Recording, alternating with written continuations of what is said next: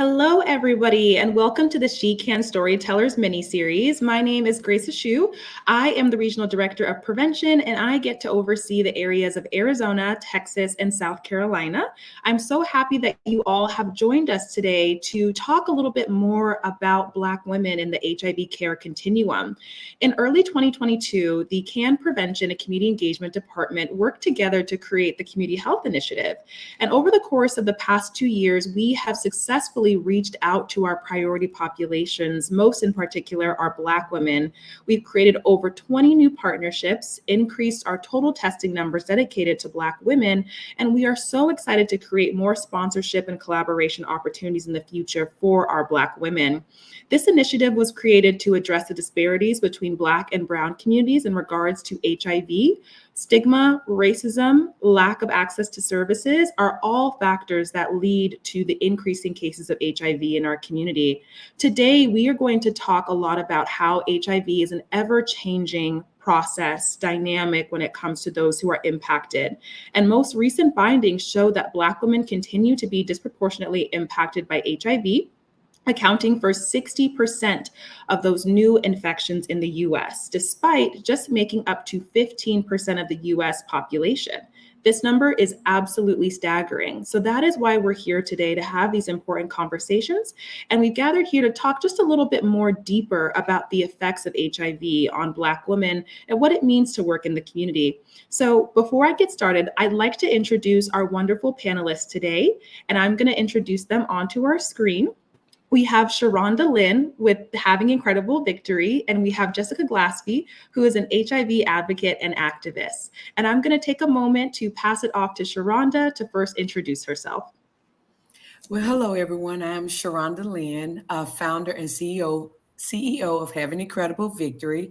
I'm also the playwright for the Hidden Truth play that we do in December in honor of World AIDS Day. And I am the founder of Removing HIV Stigma Parade. And I am stationed out of Florida, Jacksonville, Florida. Thank you. Thank you, Sharonda. Jessica? Hi, all. My name is Jessica Glaspie. I am an author of Life, Love, and HIV, a memoir. I am also an HIV advocate and activist, like Grace mentioned. I do speaking engagements across the United States. I really push the initiative of spreading awareness, especially amongst Black women. So happy you guys are here. Thank you so much, Sharonda and Jessica. And this conversation that we're going to have today is so important just because Jessica and Sharonda not only do work in the community, but are two women who are actually living with HIV. And having this mini series allows them to talk about what they've experienced, what they hope to advocate for, and what better opportunities that we have to have deeper conversations and information that's shared with our larger community. So right before I get started, I just also wanted to mention we have specific questions that are dedicated towards our two storytellers in this series today. And I will first start with Jessica. Jessica, our first question for you is, can you tell us more about your experience living with HIV and how you've navigated the HIV care realm? So my experience with living with HIV has obviously had its highs and lows. When I was first diagnosed, it was devastating. I was only 22. I was living in the Atlanta metropolitan area. And actually, the care I received in that specific area was great. It was probably the best care that I've had over the 15 years of living with HIV. I think that had a lot to do with obviously the population of people that are HIV positive in that area. I just felt like they knew how to care for me. I've lived in about 6 different cities, so I've had care in all 6 cities, and my care was different in all 6. I currently reside in the DFW area, Dallas-Fort Worth, for those that don't know. And my care here is great. My advocacy work here is extensive. So I volunteer for Tarrant County Public Health. I volunteer for CAN Community Health as well. And I have spoken at a few universities out here about my experience and about my care in living the DFW area. Access to care is easy. I've never had an issue with access to care. I haven't had huge experiences with stigma as it relates to my care, but I have had stigma outside of that. I have experienced stigma in the workplace. I have experienced stigma in just my everyday, life, day to day activities. So I think that's different. I think, it's important to advocate for yourself more than anything. Being an advocate makes it a little easier for me because I am well aware and I am well educated on the virus. So I think for other Black women that are navigating the space that may not be as educated, my advice would be to get as educated as you can so that you can be your own advocate, so that you can tell the doctors what you want, what you don't want. Um, they're going to always say, I recommend this, right? But it's always a recommendation. So at the end of the day, what you decide to do is up to you, right? You don't have to do anything that you don't want to do or that you're uncomfortable with doing. And I think we just need to get better in that space and saying, hey, I'm uncomfortable with that. I don't want to do that. Can we do something else? What are my other options? And being in mental health therapy, psychotherapy, I have learned to do that, to advocate for myself and to say, this is not what I want. You're not giving me the care that I need. And, there's always going to be more than one entity, more than one organization that can help you. So if you're not getting what you need from one space, try a different space. So my care has been great in that I've been able to navigate it with my education, but for those that may not be in the same space that I'm in, I highly recommend, just getting educated and learning how to advocate for yourself. Absolutely. Thank you, Jessica, for that answer. It's so nice to know the experience that you've had when it comes to care and how you've been an advocate for yourself. I think for so many Black women, I could even speak for myself, going to a provider's office and talking about the things that you may need may be uncomfortable because you don't know what type of response you're going to get. So knowing and navigating as a Black woman, especially in the HIV care field or realm, can be very difficult if you don't have that education. And that's why you as an advocate is so important to start having those conversations. So my second question for you is, as an advocate, tell us about your experience writing and publishing your book, Life, Love, and HIV. Oh my gosh. So they tell you when you advocate, you relive your trauma every time that you tell your story. And if that is not the truth, I don't know what is. Writing the book was very exhausting because I've been journaling since 2007, which was before I had HIV. So I literally had to read through how my life changed from 2007 until I released my book in 2021. And it was scary. It was scary. I saw my highs, I saw my lows, I wrote them down. And, you know, having to go back and read those things, it's very detailed. It wasn't like, this is what I did today. This is what I did today. This is how I did it. This is how I felt when I was doing it. And so certain scenarios, you tend to compartmentalize when you're going through traumatic experiences, right? And so a lot of things I forgot about until I had to read it again. And then I'm like, oh, that did happen. Oh, I remember that. I remember feeling that way. So in writing the book and having to relive all those traumas, it was domestic violence, it was a positive diagnosis, it was having children. I have 3 children, all HIV negative. They have different dads. So it was navigating through partnerships. It was all those things. And I'm going to try not to cry because it was a very emotional experience. And it was very hard. It was very hard. People think that it's so easy, and me, myself included, to write about yourself. And it might be easy to write about yourself, in a certain light. But when you have to write about things that traumatized you and things that changed your life, it's a little more challenging. I hired a book coach to proofread what I wrote. I did the manuscript myself, but it always helps to have someone that doesn't know you, that doesn't know your life, to read and make sure that it makes sense to someone that doesn't know your story. Her name is Tia Wilson. She's great. And I I had her proofread and proofread and proofread, and she helped me out with publishing through Amazon KDP. And yeah, I released it in 2021, and it's been quite the journey. If I could go back, there obviously is some things that I would do different, but I'll do that in book number two.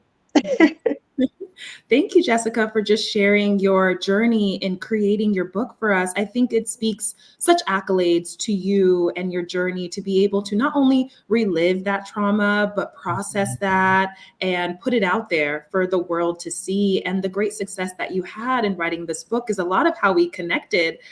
You've done amazing work in the Dallas-Fort Worth area, and you being here today to kind of share your thoughts, your advocacy, your journey is really impactful, especially for a lot of women who may watch this program, for even myself, just learning about the different ways and experiences that you all had and ways that we can continue to educate the Black women that watch this program or further down the line that may want to look back or read your book. So I think that's so wonderful. And thank you for sharing that. I know that's definitely difficult.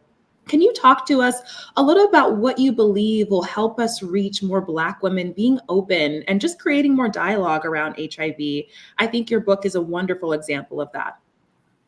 Yes, so I was going to mention, I think just being public about my experiences as a human, right? Not as an HIV positive Black woman, but as a person, right? Of course, that's a contributing factor, but we tend to sometimes dehumanize ourselves whenever we have a positive diagnosis. It's almost like you're automatically less than, you automatically don't deserve to be happy, you automatically don't deserve the best care. And that's not true. And I think that we need to spread education. And I think even more so, right?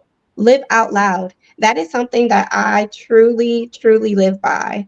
I blog. I have a blog on Facebook called Life, Love, and HIV. I blog about everything.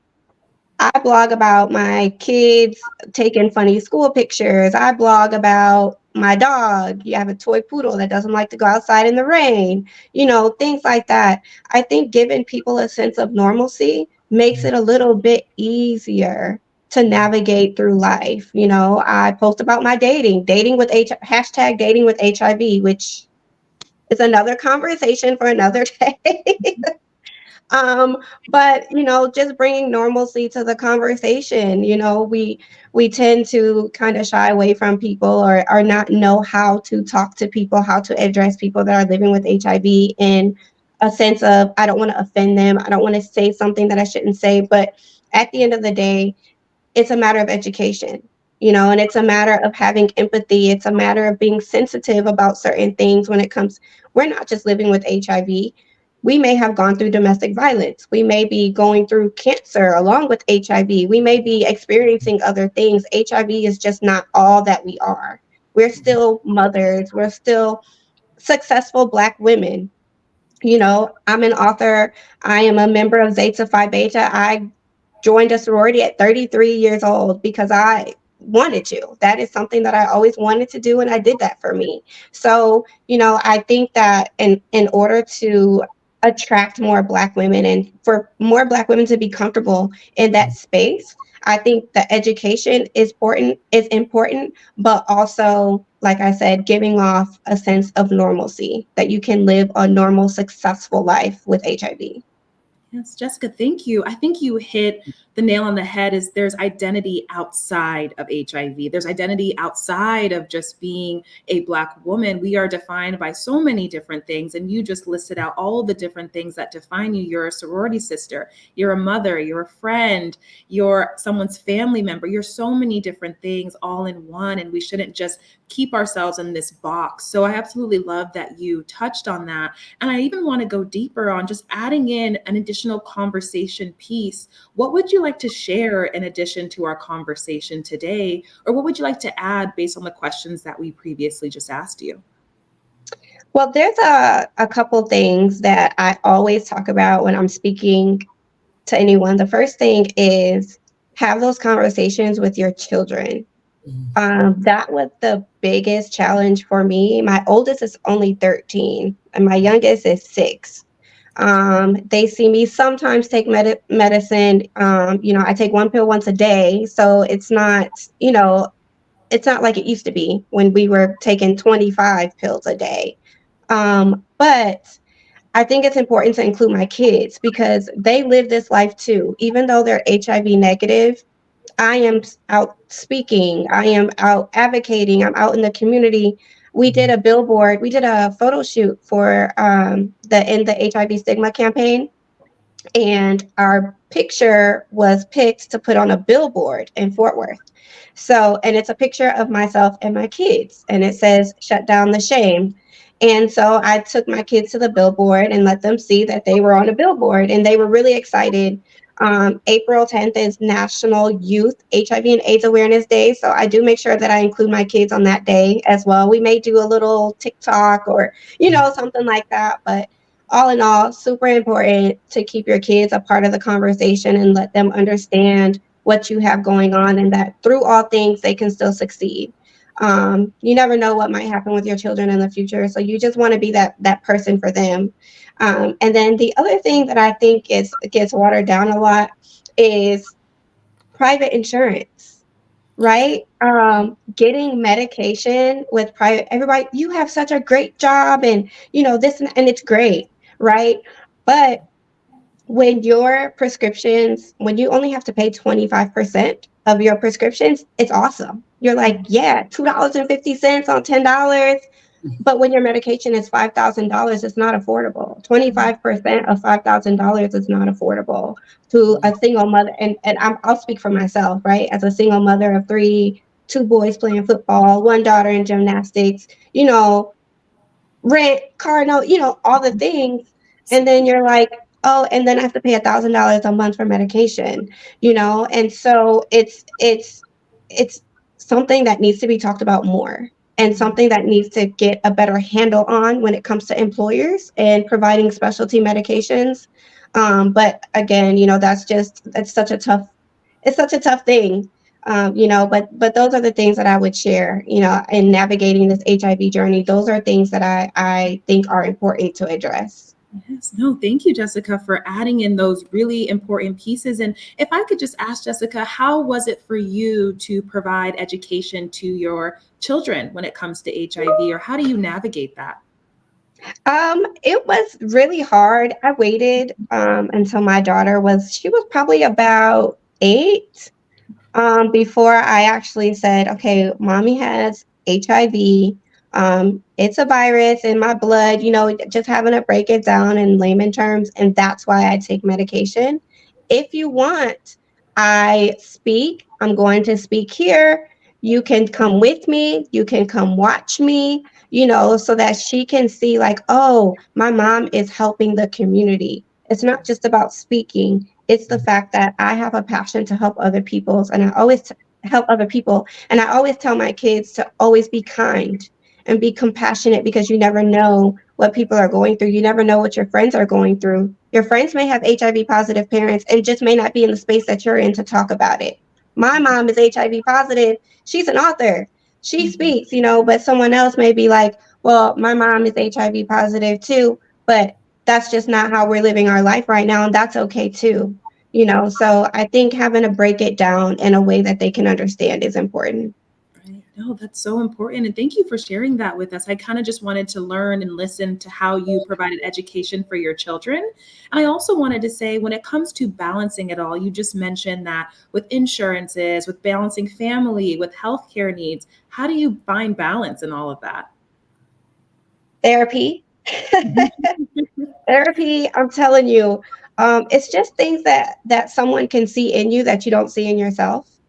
And when they are in a position to help you navigate through the complications of life, the complexities of life, it makes it a little easier.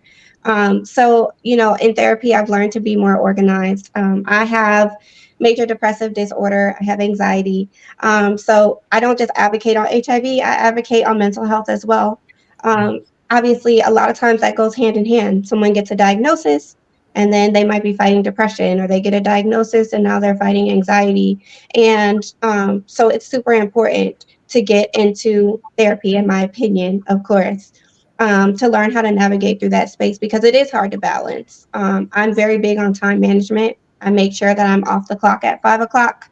for my full-time job so that I can dedicate that time to my children, make sure I'm at their football practices, make sure I'm at their gymnastics meets, things like that. But work stops at 5 o'clock. And I'm lucky enough to work for someone that has a priority of work-life balance. So they don't expect 12 and 14-hour work days, which is great. So definitely, if you're working full time, just make sure you work for someone that prioritizes a healthy work-life balance because that's important. Thank you for sharing that on ways that you find balance just in your day, within your life. Jessica, that was so wonderful for all of the pieces that you shared with us today. Thank you. And No now, problem. Thank you. of course, and now I'm going to pass it off to Sharonda. Sharonda, our first question for you is tell us about your most recent partnership with CAN Community Health and the Have the Incredible Victory Women's Conference. Well, of course, this past week we had a week of women, a WOW week, and it led up to our Empowerment Women Conference. And as an HIV positive woman as well, being positive for 25 years, it is very important that we get the message out to our women.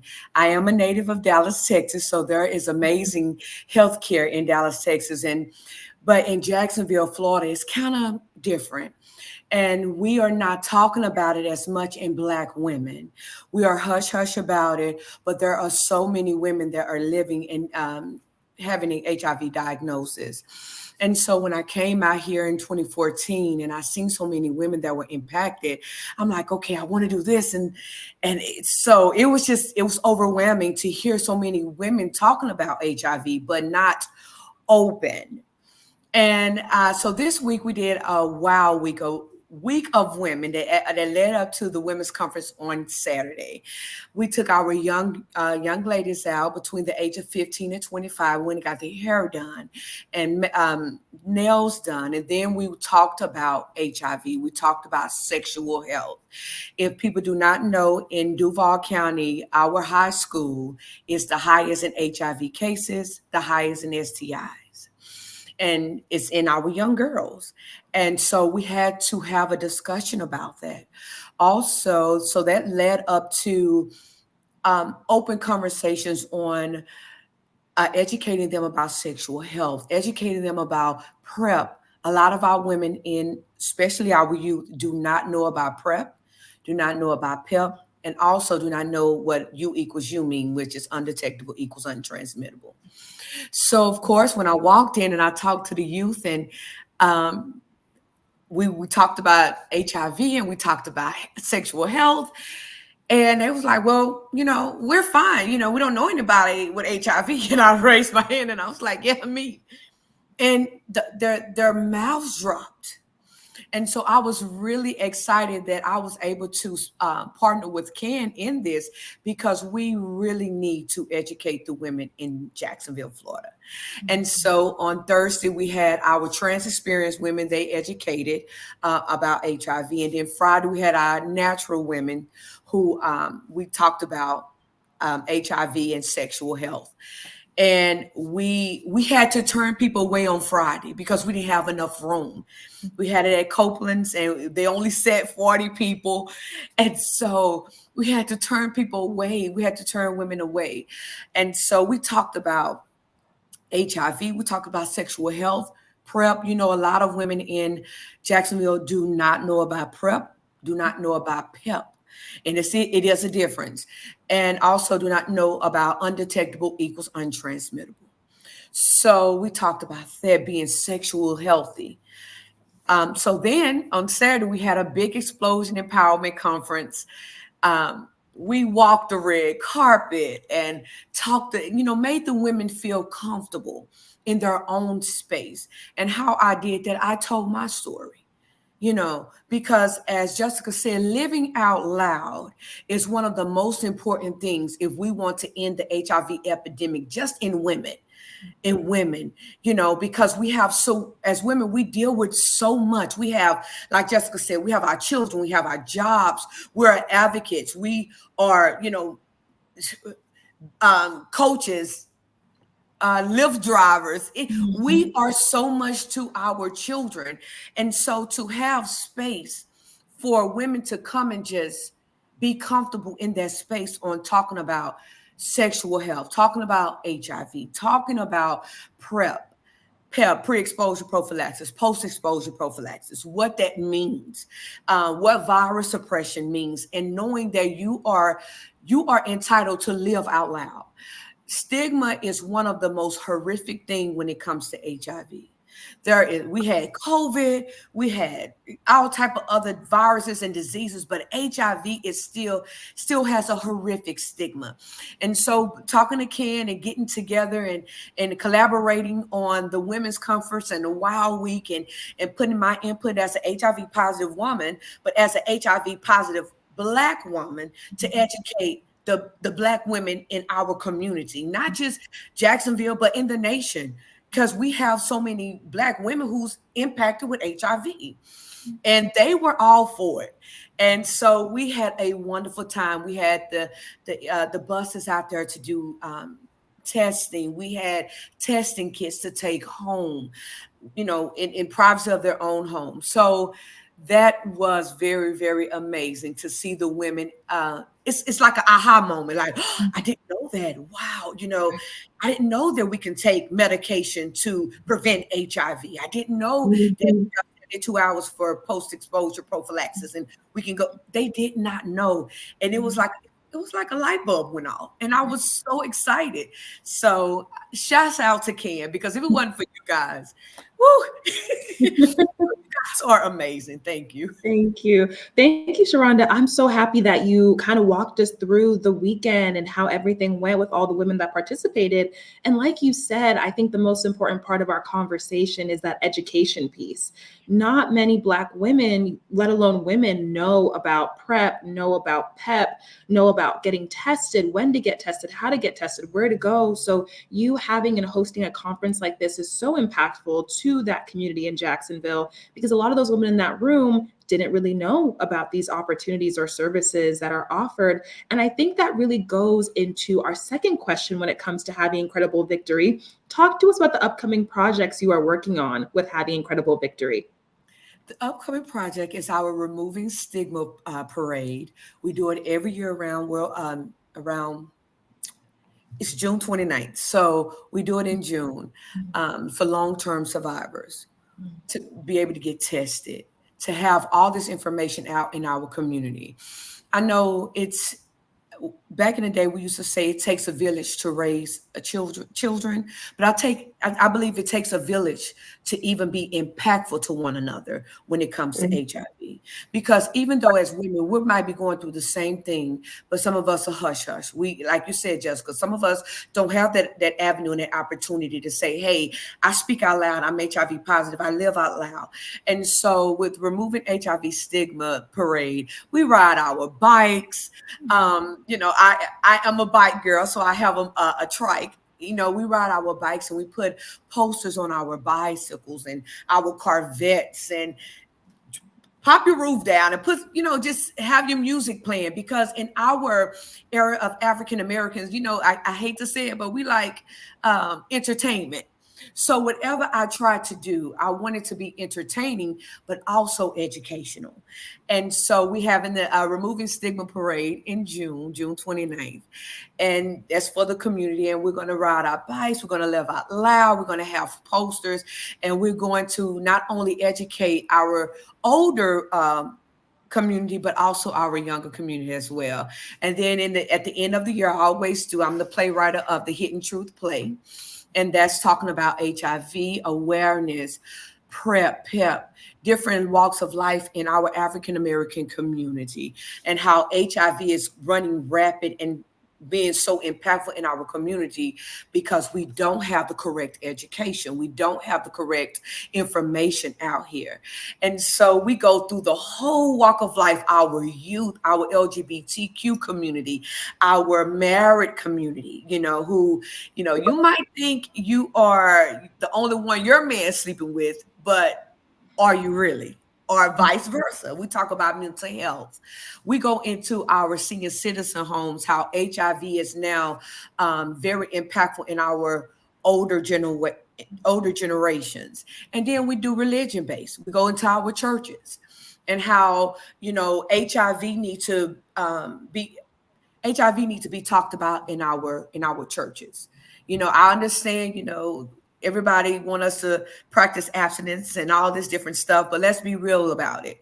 We're not practice abstinence when you have a slew full of kids with youth that they're not married. So this is really what needs to be talked about in our religion-based in churches.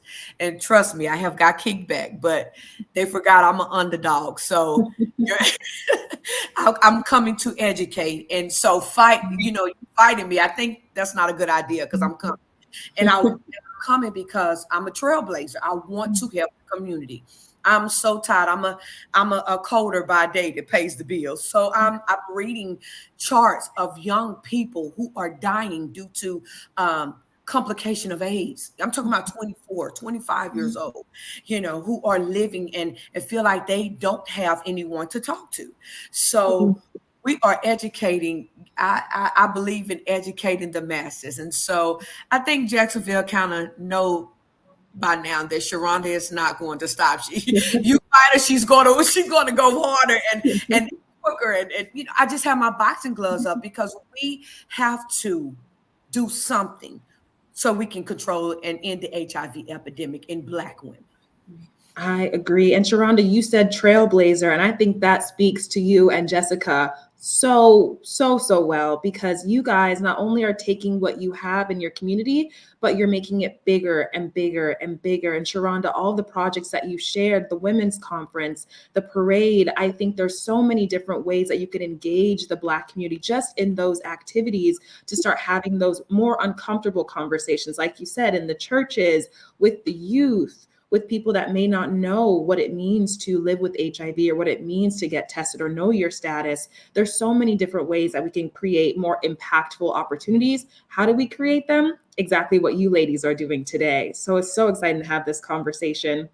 For you, Sharonda, what defines you as an HIV advocate for Black women, and what is the impact you hope to continually build on?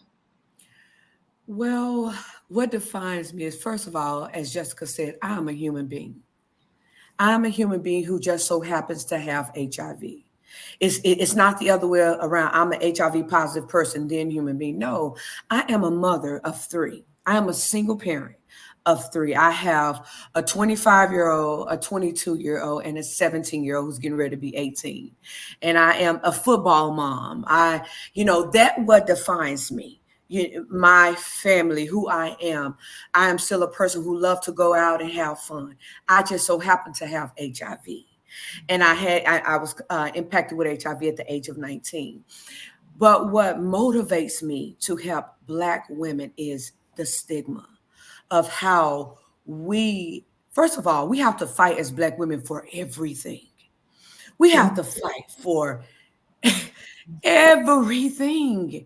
Why do we have to fight when we are the ones who birthed the nation? Why do we have to fight when we are the one who's raising your children? We are the ones that's opening door for you to walk into. Why do we have to fight for something that should be already given to us? Because if you educate one woman, you have educated the nation. But we have to fight. And it's to me, it's heartbreaking that we as women people will want us to be in our bubble and not say anything, but yet we're dying. Yet we're losing people. Yet but on top of that, we're not even taking care of our own mental health and our own health because we're too busy raising somebody else's children, or we're too busy taking care of other people. Why do we have to fight?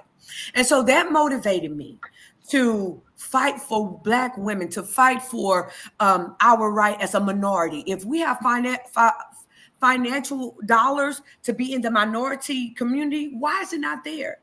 When you see the number in HIV cases rise in Black women. And I am, it's just so heartbreaking. And so I said, you know what? I'm a Black woman first. I am a woman first before anything. And then I have HIV. So I know the stigma and I know the barriers and I know how we can constantly run on fumes and not take care of ourselves. And in Jacksonville, that's how it is. I am a woman that I'm going to adjust your crown. If I can't help you, I am not going to hinder you. specifically in Black women, because we are so used to that when we already have a multitude of things that we already have to deal with.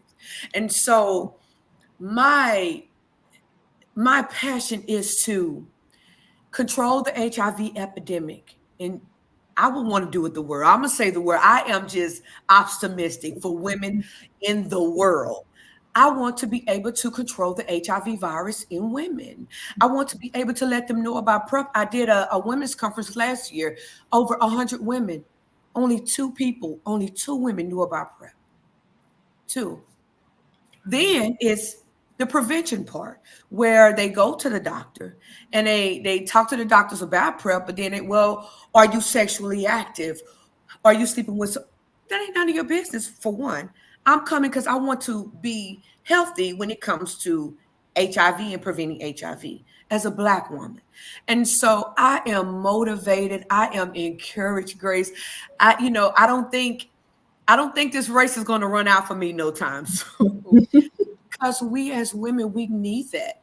And I had always questioned myself on why I had to leave Dallas to come to Jacksonville. Well, this is where I can do my most trailblazing, because we have a slew of women in Dallas and Jacksonville who's doing an amazing work, but we have no woman, none, and no African-American Black woman in Jacksonville doing this work. So I am determined to end the HIV epidemic, to control the HIV epidemic, get the women who are HIV positive on medication, on care, let them know that you can still live out loud, you can still you can still live your life. I live my life to the fullest. You go on my Facebook page, you'll see all kind of stuff. I'm, having vacations, riding my bike with my children, dancing with them when I can, even though I can. I'm living my life, and I'm living my life out loud. HIV doesn't control me. I control HIV. And I want every Black woman who's positive to know that. And the ones who not, I want them to be able to know that PrEP is available for you. And if you need me to come to your doctor's office, I'm coming. Absolutely. Sharonda, your passion just speaks for itself. And this is a reason why this mini series, why this project with ViiV was created, was to have these types of conversations with Black women in particular. Like you said, you're like, I'm a Black woman. These are the things that really impact me, really make my journey through life challenging or difficult. And I'm trying to navigate these things and also bring more advocacy and opportunity for the women behind me. And I think that's the most important part of this conversation, is for the women behind me and right next to me. I think sometimes we think we got to move up and figure out who up there needs to have these conversations, when we right here can have this conversation, or we behind us can have this conversation. I think that's so important. Thank you, Sharonda, for sharing that. What would you like to mention regarding Black women who work in the field or are navigating the HIV care world? I would like to include to be okay with who you are. Be comfortable in your skin. I always say this is my quote. No one can walk in my size 9 Converses. I am a trailblazer all by myself. So is Grace. So is Jessica. Be comfortable in your own skin. If you're HIV positive, okay, there's life after the diagnosis. And I will want to encourage them. Talk to your children.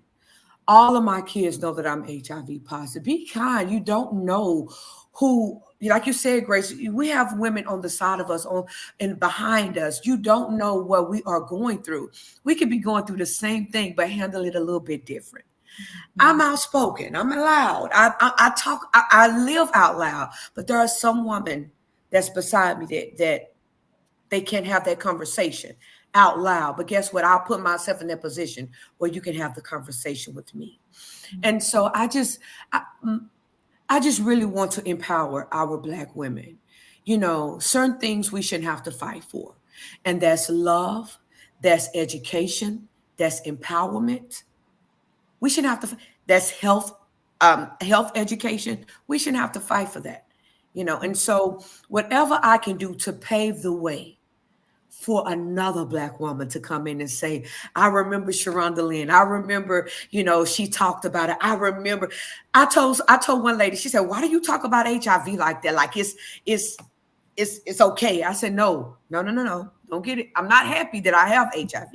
I'm happy because I can impact women to get tested, I can motivate them to live out loud. I said that one day, baby, your grandchildren and great grandchildren are going to be reading about Sharonda Lynn in the history. I said, because in my mind, I can do all things. Like I'm tunnel vision. I can do all things. And what my most important thing is to end the HIV epidemic and to control it in Jacksonville, Florida, especially with our Black women, and having our Black women to talk to our Black children about HIV. Absolutely. And to add to that, Sharonda, we shouldn't have to fight for respect. At the end of the day, we deserve everything that Sharonda said, and more than anything in the world, we deserve respect.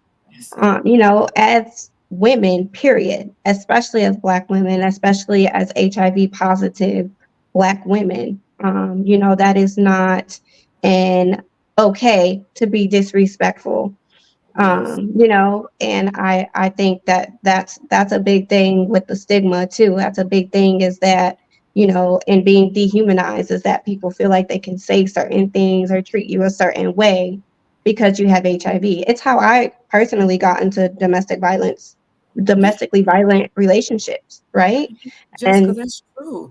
And we even all of both our stories is different. Even though we're HIV positive, both of our stories are different. Everybody that's HIV positive as a Black woman did not get it because she was out, tricking around, or out, she didn't get it that way. But we have to understand that this is our story. I put something on. I had to pay for this. No, I might not have a bachelor's degree in medicine. I might not have a bachelor's degree in anything else, but I have a bachelor's degree. I have a master's. I have a doctorate degree in living with HIV. And what I had to work for, and what I had with my mind, with my health, with my self-esteem, I had to work for that. I had to pay for that. And as a Black woman, we always having to give our stories for free when we had to pay for this. So if I had to pay and go through what I'm going through, why the heck I have to give it to you for free? Why do you feel like that every woman who has HIV stays in a low income area apartment, who on welfare, who can't take? My son goes to a private school. He's a AB honor roll student, and I do this by myself. So everybody's story. No, I'm not on no type of drugs, but just in case, my other sister has overcome drugs, and she has overcome, having to sell her body. She has overcome this. So why did you treat her the same way because she's Black? With our Caucasian sisters, do you put them in the category? No. So why put us in the same category as if every Black woman has the same story? I got HIV. I protected myself. Now, I didn't bring the condoms to the party, but the man put the condom on, went into the bathroom, and poked a hole in it. Everybody's story is different. So don't treat me like my story is less than what you think I am as a Black woman. If it wasn't for us, some of the people that's in a position would be in the position. So treat me and respect me from who I am. You're in the position, you're standing on ancestors, Black women, ancestors' head and necks. You're standing on us to be in the position you. So treat us and put some respect on our name. That's what I'm gonna do. No, Sharonda. So true. Jessica, I'm sorry if I cut you off. Go ahead. No, you're good. I was just absolutely agreeing. Same. And I think that this is such an important, I keep saying this is such an important conversation, but exactly what Sharonda said is, how do we keep pushing that conversation? Again, with what Sharonda just mentioned, is there's different identities under Black women living with HIV. Some Black women come from a different side of things. Some Black women come from a lived experience with drug usage. Others can come with just having a regular sexual activity, but just something could have happened. So there's so many different things and reasons as to why we need to care for Black women in their stories, how they present themselves, how they want to be treated, how they want to be respected. And that's a lot of the conversation that we're having today. And I just want to thank you both for being here and being so candid and so open and having such a wonderful conversation. This is exactly why this series was meant to be, was to have this platform to talk about things and dive in deeper. And I wanted to thank you all for your presence today. And again, for your wonderful storytelling and just speaking about the amazing work that you do in the community. The work that you do is vital to our Black women. And I also want to touch upon the fact that you guys are both in Southern states. I know Florida sometimes can be considered Southern. Dallas is definitely a Southern city. Texas, a Southern state. And that is where a lot of these Black women are impacted and do not have access to services. So that's how you know the work that you're doing is so important, because if you look outside of those states or territories, you don't see that very often. So I just want to commend you both for working in places that don't really have that access to service. And I also wanted to thank our CAN team, specifically Shannon DePalmo, Melissa Whitaker, our prevention managers, Dan Furby, our social media manager, Brian Gordon, Jasmine Akins, John Sapiro, and our CAN family. I'm so happy that you all have been here to have such a wonderful conversation. And of course, our QR code with the survey and information will be sent out about our programming today. Sharonda and Jessica, I just wanted to pass it to you all for any last words that you have. I don't have any at the moment, but thank you so much for the opportunity and for giving us a platform to share our stories and to educate and to provide a sense of relief, a sense of normalcy for those who may be living with HIV and just may not be as strong as we are. Absolutely. Thank you, Jessica. Sharonda? Thank you, Grace, and all the CAN team. You guys are amazing. I do believe that this is very important for our Black women. So I'm just going to say to us all, keep up the good work because it's well needed. Absolutely. And thank you all again to all of our viewers. I'm so happy that we're able to bring this mini series to you all, and I hope everybody has a great day. Thank you.